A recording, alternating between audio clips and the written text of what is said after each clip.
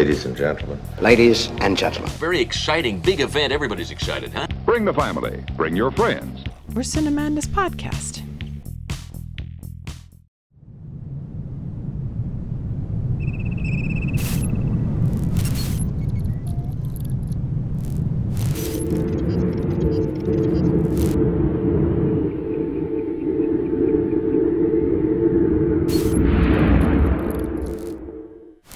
Hey everybody, and happy Alien Day. That's right, it is April 26, 426, and I'm recording this and releasing this for Alien Day, the very beginning of my Alien series deep dive.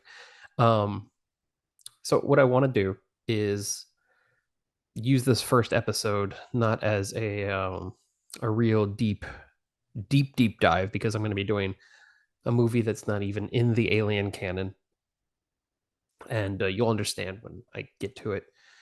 I mean, if you saw it in the thumbnail, you know I'm going to be talking about it. But I really wanted to talk first about what does Alien mean to me, and people have asked, and yes, it is my favorite movie franchise. I'm pretty biased to it. I don't think there's a bad one.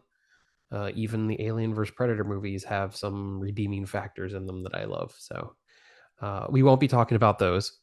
I won't be talking about Prometheus or Alien Covenant. I'm going to probably leave those next four for maybe next year, next Alien Day stuff. I don't know. I might go into the comic books next year or something about that. But for now, this year's Alien deep dive is strictly going to be Dark Star, Aliens, Alien 3, and Alien Resurrection, the mainline Alien movies, and the movie that inspired it, basically. So welcome to Dark Star, the first movie on the list, and no better way to talk about Alien on Alien Day is to talk about a John Carpenter movie that doesn't connect to the Alien mythos whatsoever, but it does connect to the foundation on which the first movie was shot. But before we do that, I want to go back to what does Alien mean to me. And way back in 1986, when James Cameron's Aliens came out, I wanted to see this movie. I was 6 or 7, like I said, and I wanted to go see this movie. Now, I was raised not really strict about movies. Like, I was told, if you know movies are make believe, you're allowed to watch them. If you see any or if you hear bad words and you don't ever say them, you know, with you, we're good. That's kind of how I was raised, and I didn't. I actually went to a Christian private school, so saying bad words was actually a bad thing, like really bad. Like, I believed that was going to send me to hell. So, but being a voyeuristic aspect of that was not a problem for me. I could watch the movies and stuff and enjoy them. So I wanted to see Aliens, and I was taken to see Aliens, and it scared the hell out of me, as a 6 or 7-year-old kid would. Let's see, what at this time. Yeah, I was 6. I wasn't 7 yet. But I also loved it. I loved the technology. I loved the militaristic stuff. And if you know me, as I became an adult, I really don't like war or fighting or any of that stuff. But James Cameron can make that war type of feeling and technology and stuff really exciting. The vehicles, the weaponry, even just the cameras and helmets and all that stuff is just so cool. And I fell in love with the movie. The aliens themselves, I love them. I love their rigid heads compared to the smooth head of the first movie, which I hadn't seen yet. Aliens was the first movie that I saw. And after seeing the movie, I would watch it a lot when it was on HBO and stuff. And maybe when I was 8 or 9, my mom finally came up to me and she's like, you know what? Well, she's like, you know what? She said, you need to go to the video store and you need to rent the first Alien movie. which is this it has this picture right here, and it doesn't really explain much, so I didn't know what I was in for. And I watched it, and I did not like it. I like two scenes, and they're probably the two scenes that you're thinking of. Yeah, it was the facehugger scene and the chest burster scene. And it took me a long time to realize the intricate filmmaking of Ridley Scott and the amount of tension that this movie had. It wasn't a balls to the walls action movie that a 6 or 7-year-old would be, interested in. Which is funny because James Cameron knew what he was doing with that movie, because Kenner released action figures, they released toys for aliens. They're unstoppable! But we're gonna stop them anyway! Send in the Marines! We're the Space Marines! Drake, Ripley, A-Bone, Bishop, and I'm Hicks, armed with the latest high-tech heavy metal. Look out, Hicks! The Queen's gonna crown ya! My bug rocker's on a roll! Bull alien attacking! Eat torch, bug brain! Alien invasion problem? Send in the Marines! Aliens! Send in the Marines! Space Marines! Aliens! And because it was so action-packed and stuff, that was back in the early 90s, where they released toys for everything. You had RoboCop toys, you had Terminator toys, you had Swamp Thing toys. Swamp Thing, not really the R-rated craziness, but it was still not real kid friendly. Although I think there was a animated series. But anyway, I've been an Alien fan ever since 1986. I went to Universal, MGM Studios at Disney when I was a kid, mainly to ride the Great Movie Ride that had just an alien section, which was not movie accurate at all, but it was fun. And you got to see the trailer while waiting in the queue, and that was really cool. And they had alien merchandise, big alien door poster, which I still have somewhere. Probably in my storage unit with the rest of my posters, but it's a door poster. It's the size of that door, and it's just an alien breaking through to the other side. Oh, the doors. Oh, that's a layered joke there. It's the only kind of quality you get from me. So yeah, I've been a fan, and a couple things about this deep dive. It's not going to be a sterile deep dive. It's not going to be like the Alien Saga documentary that's like 6 hours long, because you have that already. This is going to be my deep dive. What I love and what I take out of it, what I've discovered, and what I can share with you to make you a fan, or not make you a fan, but maybe persuade you to see something that you didn't see before. And I just want to show my love to this series, because it has a lot of ups and it has a lot of downs, and it has some unfair downs, and that's kind of where I want to talk about. Another thing, the alien itself will never be referred to as a xenomorph on this deep dive, because that is a clinical scientific name for just a being from unknown origins. Xeno meaning unknown being, or unknown, really. Xeno, like xenophobia. You don't know where someone's from, blah, blah, blah. And morph is just being. So you've got alien, being, xenomorph, not a proper noun. I know they've released it as a canonical name now in like action figures and just articles and stuff, but I don't have to accept that, because it's not anything. It doesn't have to have a name. Like, I will call it a big chap from Alien 1, or an alien warrior, alien queen, Bambi alien. That's all fine, because that's describing the alien. It doesn't have a proper name, and that's cool. We don't have to have proper names for everything. Like the Venom symbiote, it didn't have to be, a Clintar or a Kleintar, or whatever the hell it is you pronounce that. We don't have to have an answer for everything. So yeah, you'll never hear me use the X word anymore from this. And that's about it. So let's get into the movie I want to talk about today. Dark Star. They are not lost in space. They're loose. In 1970, John Carpenter and Dan O'Bannon went to USC together for film school. They didn't go like together; they were just together in film school, and they decided they wanted to make a student project. Now, Dan O'Bannon, he's a very very talented writer, and of course, John Carpenter is John Carpenter.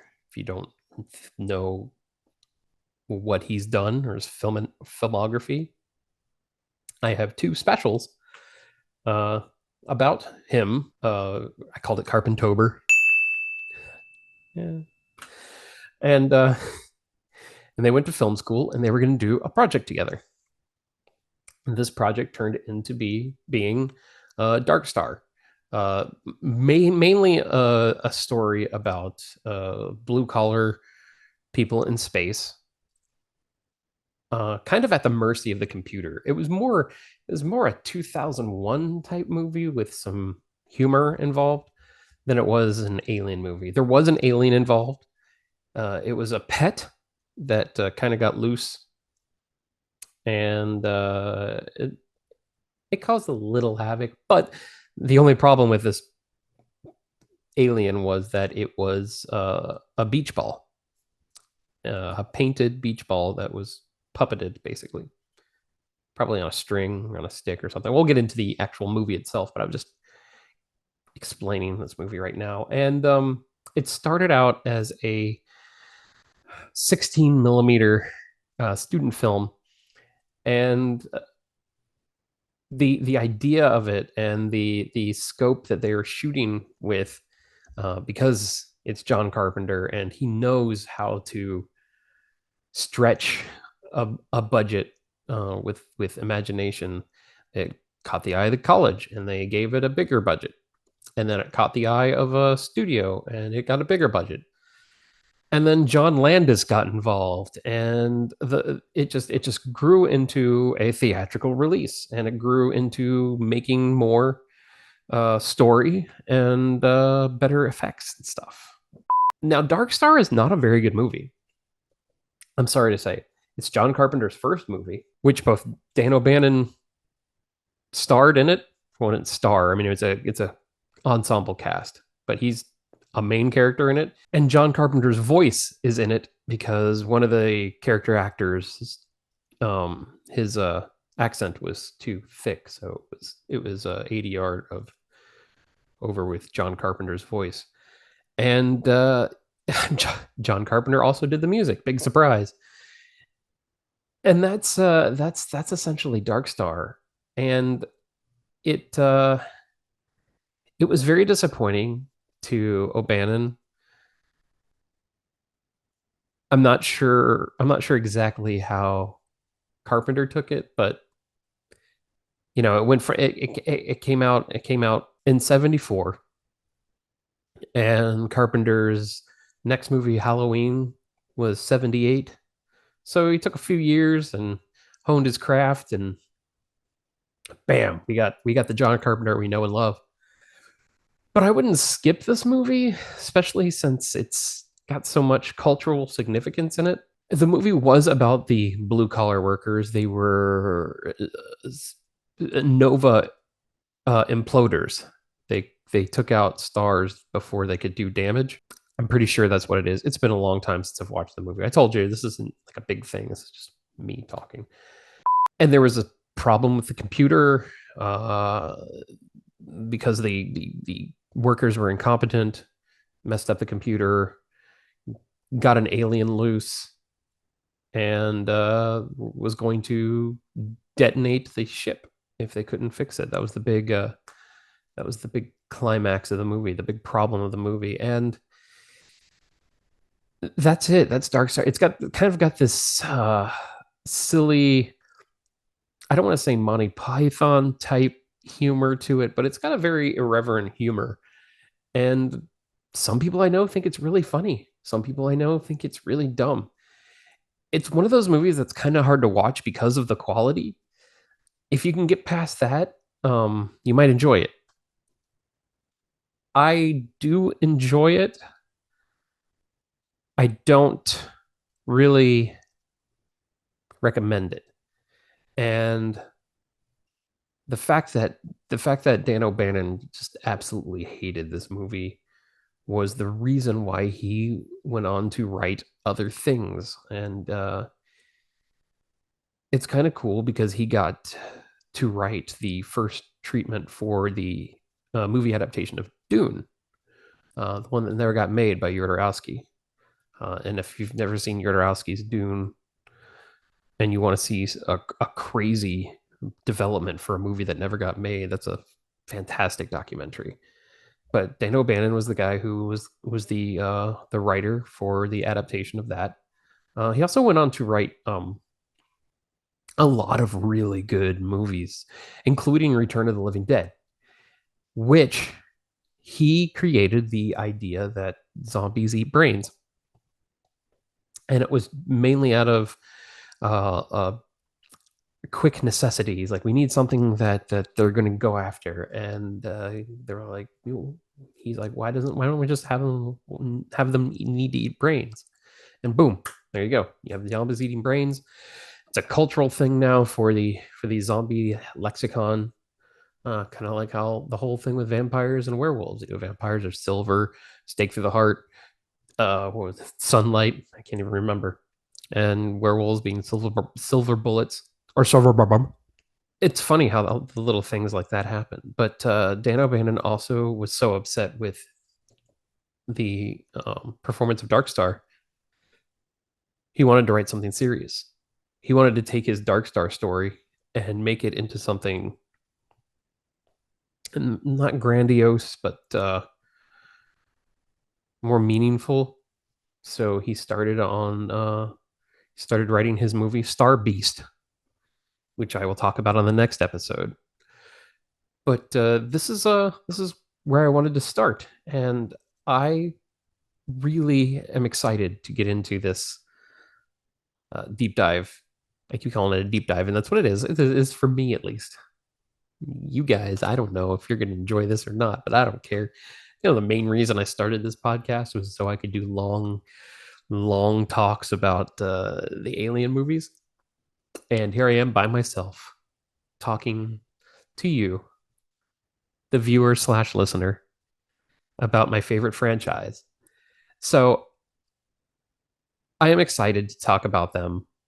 Much more excited than I am to talk about Dark Star, but it's where it started.